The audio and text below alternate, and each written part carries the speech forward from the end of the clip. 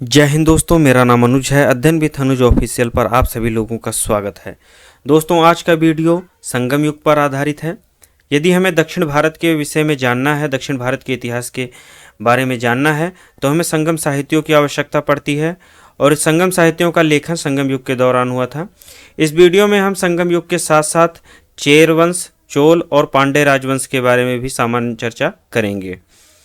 दोस्तों, यदि मौर्यों के पतन के बाद बात करें या मौर्योत्तर काल की बात करें, तो उसके बाद उत्तर भारत में शुंग वंश और कड़ वंश का उदय होता है, जो मगध के धरती पर शासन करता है।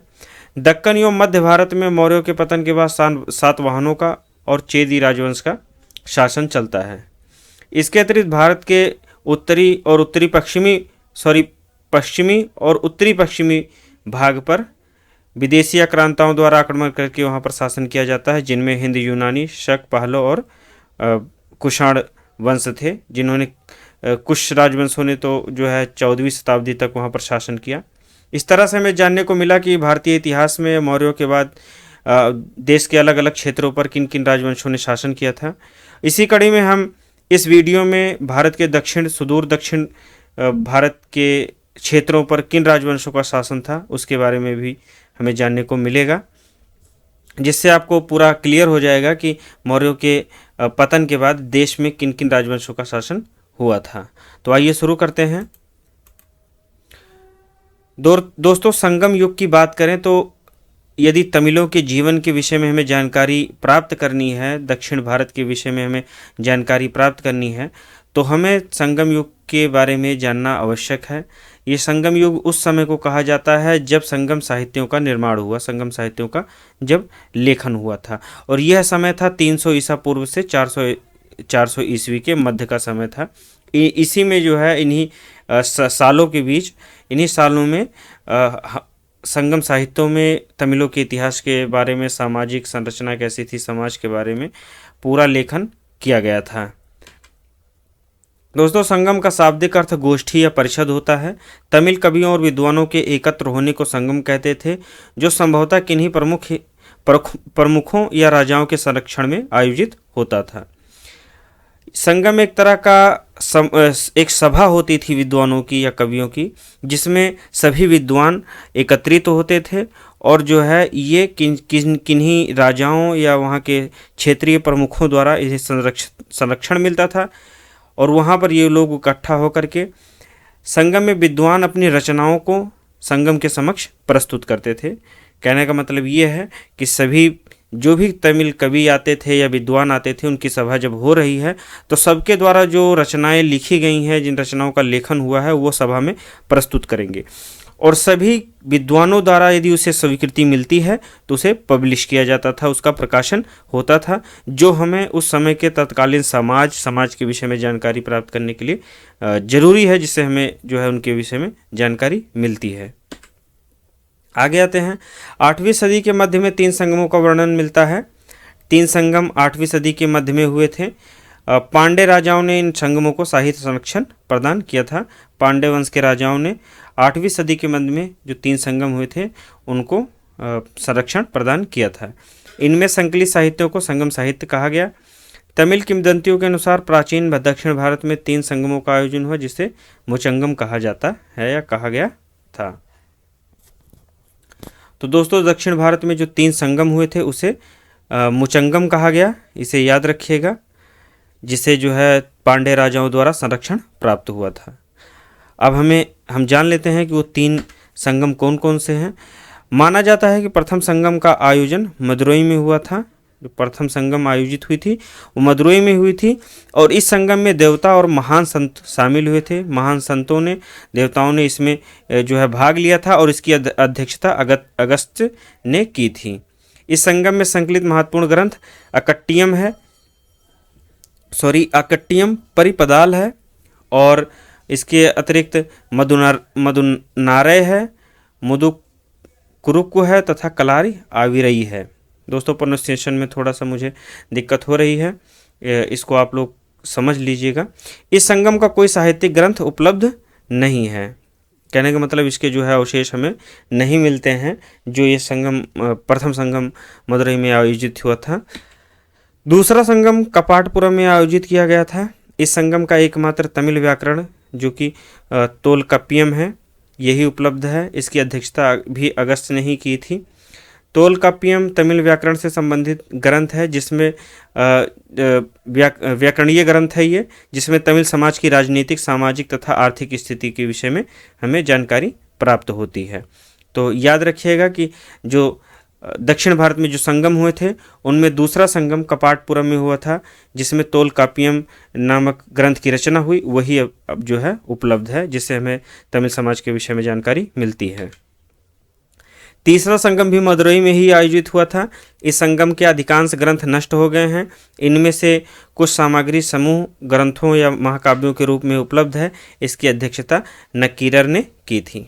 दोस्तों, जो थर्ड संगम हुआ था या तीसरी जो विद्वानों की गोष्ठी हुई थी, उसके विषय में भी जो है उससे संबंधित उस समय के जो अधिकांश ग्रंथ थे वो नष्ट हो गए हैं, लेकिन उनके कुछ सामग्रियाँ जो बची थी ग्रंथों से, कुछ जो उसके अवशेष बचे थे या कह सकते हैं, तो उनसे लेकर के कुछ महाकाव्यों की विद्वानों ने रचना की और कुछ ग्रंथों की रचना की। उससे हमें उस समय के विषय में जानकारी मिलती है। एतु तोके एक संग्रह ग्रंथ है, जिसमें तीसरे संगम के 8 ग्रंथों का संकलन किया गया है। एतु तोके जो एक संग्रह ग्रंथ है, जो तीसरे संगम काल के दौरान जो ग्रंथ लिखे गए थे, उन्हीं का उन संगमों का एक संग्रह है। ये 8 ग्रंथ हैं। नन्नई, कुरुंथोकई, एन कुरनूर, पदित्रपत्तु, परिपादल, कलिथोकई, नानरू और पुरु नानरू, ये 8 ग्रंथ थे। इसको आप लोग देख लीजिएगा। संगम साहित्य मुख्य रूप से तमिल भाषा में लिखा गया है। इलांगो आदिगल द्वारा रचित शिल्पाधिकारम तमिल साहित्य के प्रथम महाकाव्य के रूप में मान्यता प्राप्त है।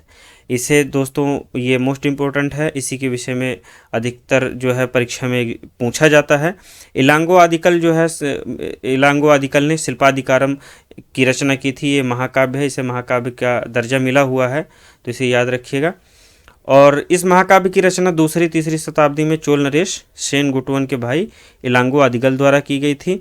इस महाकाव्य के माध्यम से तत्कालीन संगम समाज तथा राजनीति के विषय में हमें जानकारी मिलती है।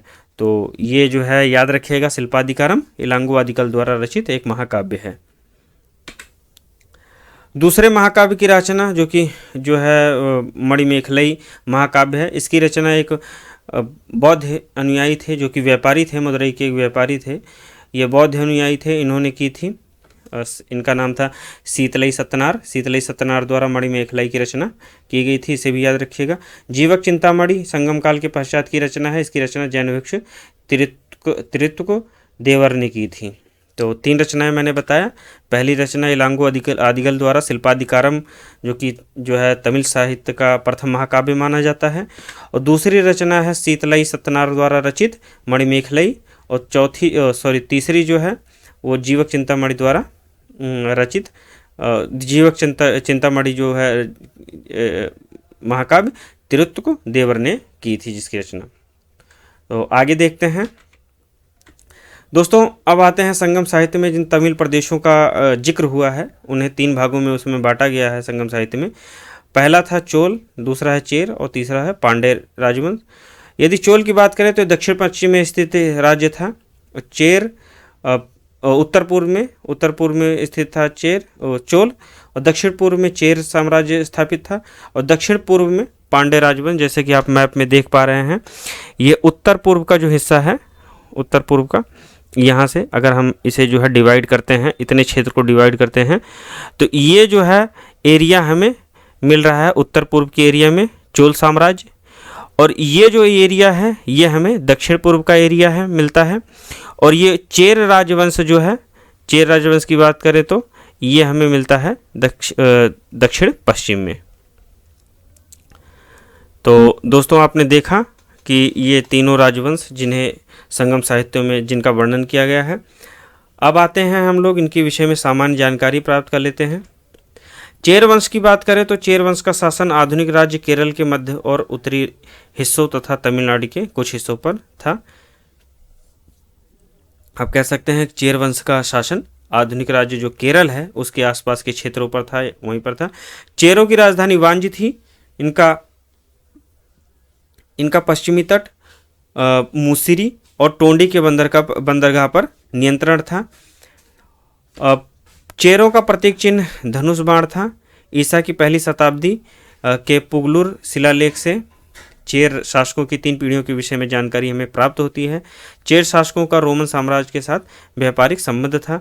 चेरों की प्रगति रोमन साम्राज्य के साथ व्यापार के कारण हुई थी। कहा जाता है कि उन्होंने वहां ऑगस्टस का एक मंदिर भी बनवाया था। दोस्तों आइए एक बार इसको और देख लेते हैं। चेर वंश का जो चेर वंश का शासन था, चेर साम्राज्य का उदय जो है आधुनिक राज्य केरल के मध्य हिस्से में तथा मध्य और उत्तरी हिस्से में तथा तमिलनाडु के कुछ हिस्से पर जो है चेरों का शासन हुआ करता था। इन्होंने अपनी राजधानी वांजी बनाई थी। इनका जो है पश्चिमी तट मुसरी और टोंडी के बंदरगाहों पर नियंत्रण था।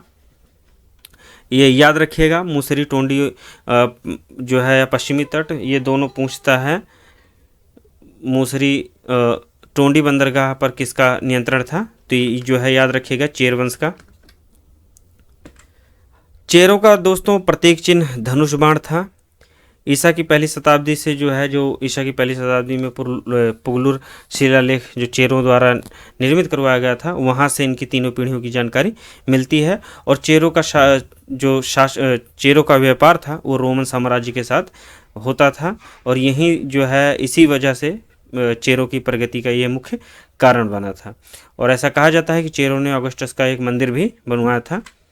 चेरों का सबसे महान राजा जो है सेनगुटवन हुआ था, जो 180 ईस्वी के आसपास का समय था, जिसे लाल या अच्छे चेर भी कहा जाता है, उसका उपनाम था। इसे याद रखिएगा, ये भी एग्जाम में पूछता है कि अच्छे चेर किसका उपनाम था या लाल चेर किसका उपनाम था, तो वो सेनगुटवन का था।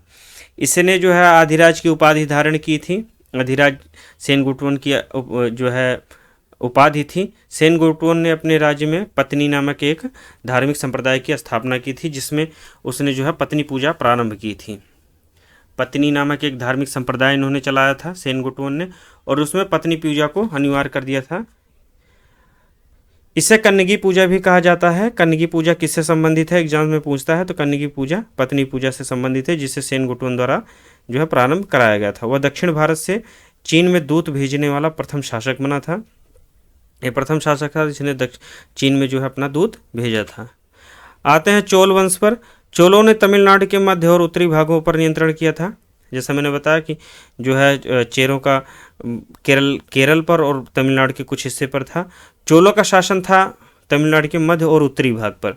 उनके शासनकाल का मुख्य क्षेत्र पांड्य राजवंश के उत्तर पूर्व में पेन्नार और वेलार नदियों के बीच था, जिसे बाद में चोल मंडल या कोरोमंडल कहा जाता था।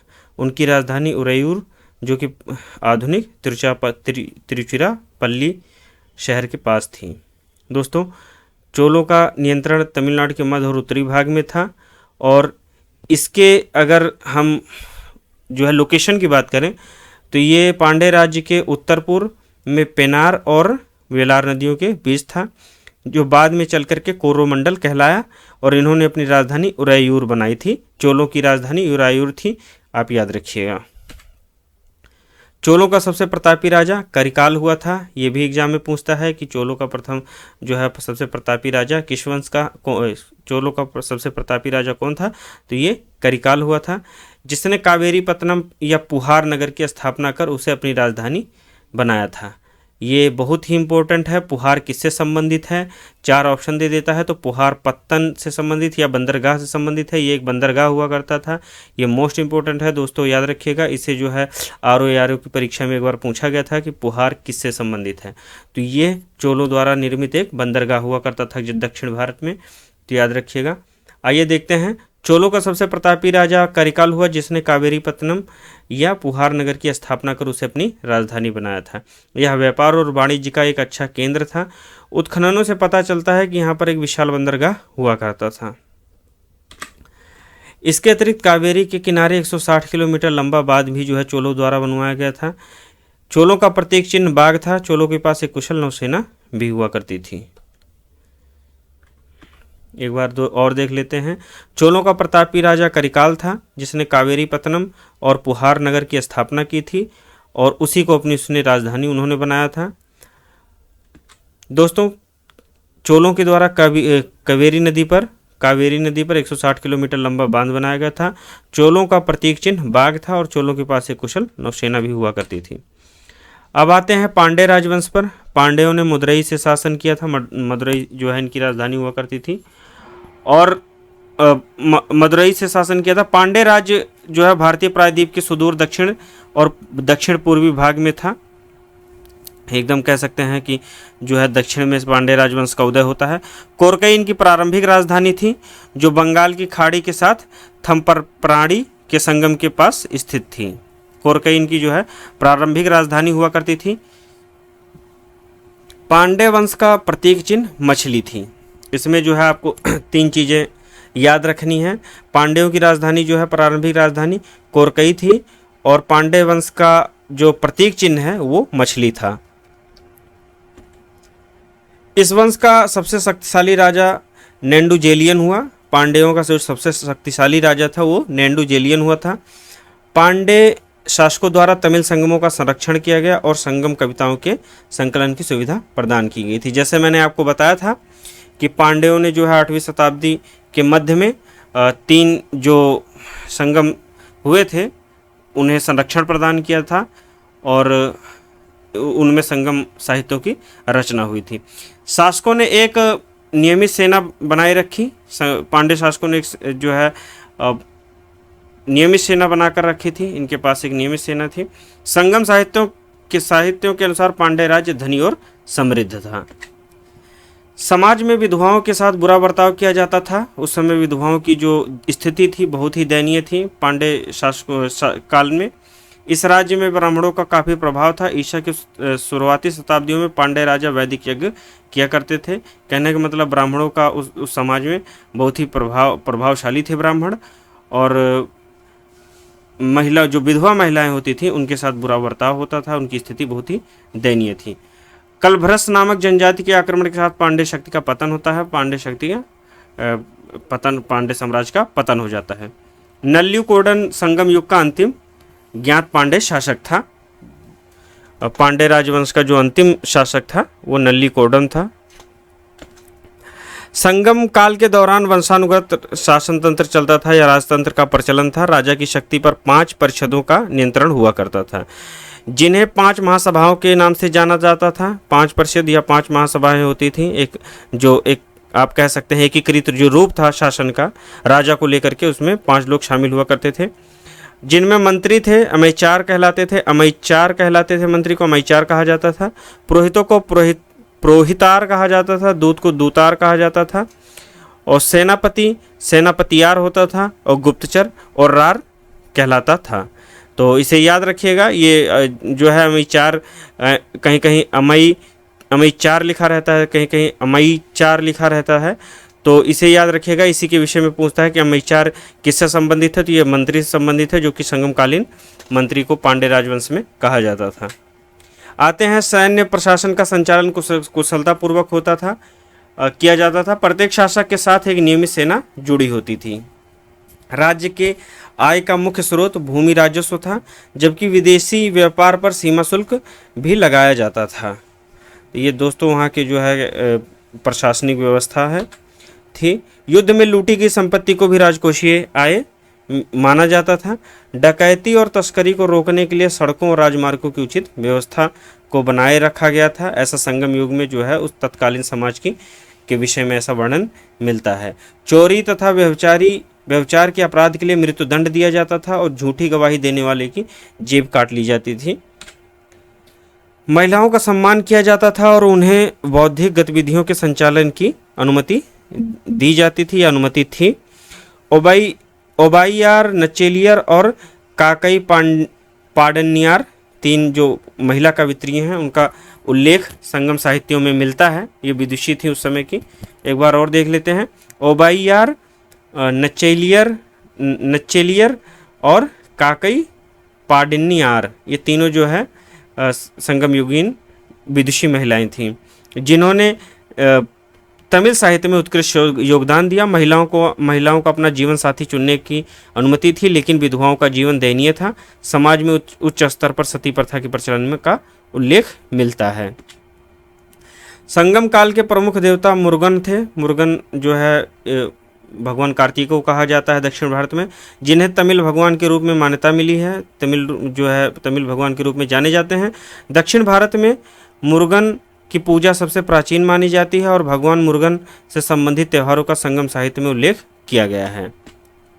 संगम काल के दौरान पूजे जाने वाले अन्य जो देवता थे उनमें मयोन थे। भगवान विष्णु को मयोन कहा जाता था। वंदन थे, जो इंद्र भगवान है उन्हें वंदन कहा गया।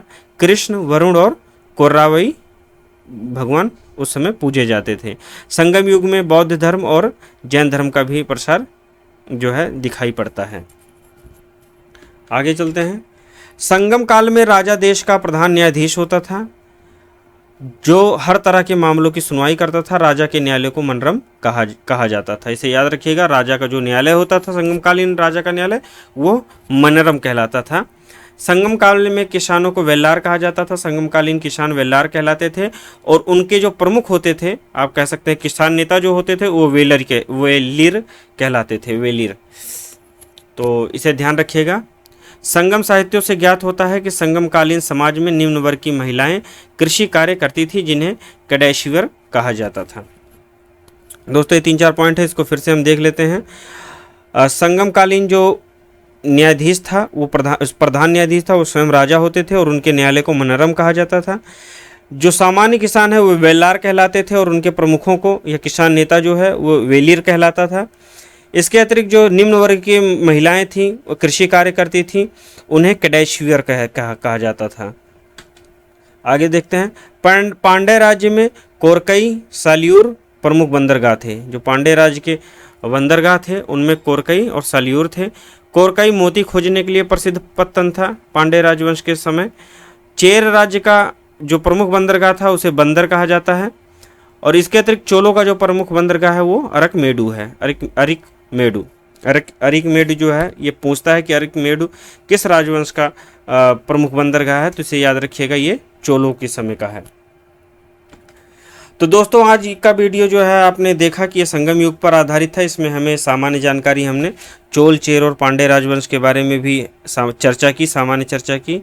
इसके अतिरिक्त मैं जो है चोल, चेर और पांड्य वंश के को लेकर के अलग वीडियो लेकर के आऊँगा, कोशिश करूँगा। वीडियो पसंद आया हो तो आप इसको लाइक कर दीजिएगा और चैनल को सब्सक्राइब कर लीजिएगा। मिलते हैं अगले वीडियो में। जय हिंद।